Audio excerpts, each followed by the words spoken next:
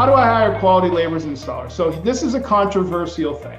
And I know that not everybody is going to agree with me, but this has been my history and my background, okay? You need to invest in laborers and installers and treat them like valuable assets, not a commodity. It's very easy to say, I'm going to hire a bunch of subcontractors. They're going to do whatever they need to do to take care of it. I'm going to pay them a percentage of the job and I'm going to be done with it. And that's the attitude that a lot of people take. Now, I understand some industries, workman's comp, like on roofing, you know, man, it's crazy. It's prohibitive. I get that. But my general rule of thumb is the more you can invest in hiring W-2 employees that are accountable to you as employees, train them up like valuable people in your organization, and build a team of quality professionals, incentivize them with an hourly plus a bonus program, then those are the things that you want to do. In the basement waterproofing industry, we converted hourly workers into bonusable employees and saw the average foreman of a basement waterproofing crew make $45,000 to $60,000 a year to having basement waterproofing crew foreman, hold your hat here, make $150,000 a year.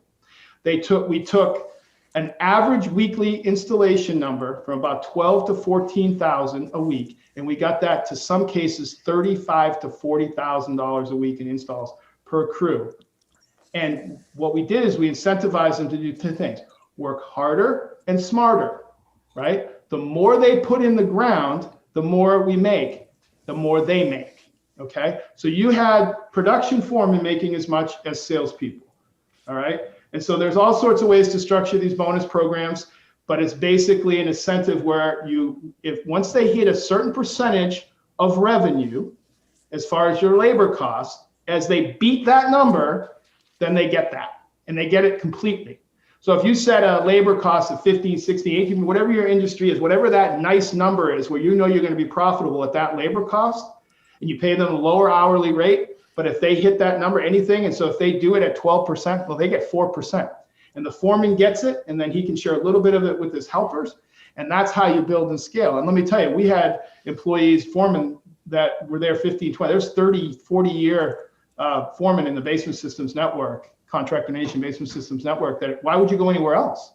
You're going to stay for life because you're being taken care of. 401ks, benefits, all of that. So that's number one, as far as how to hire quality installers and labor.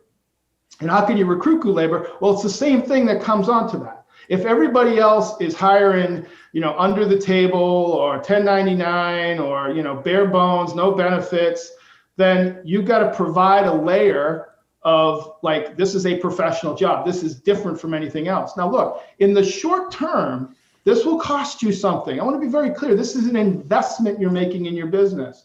You won't start seeing a return on that investment until you get the fruit of that labor. And so that's the number one reason why home improvement contractors don't want to do this, is because they don't want to make that initial upfront investment. It's also going to require you to actually follow a formal interview process, okay?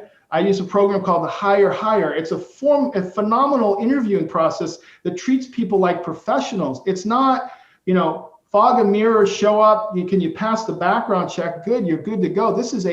You want people that see a career, and it takes time to reset that. But it starts with you as the owner understanding the value of a laborer, and not as a transactional thing, but as someone that's going to be a valuable part of your team.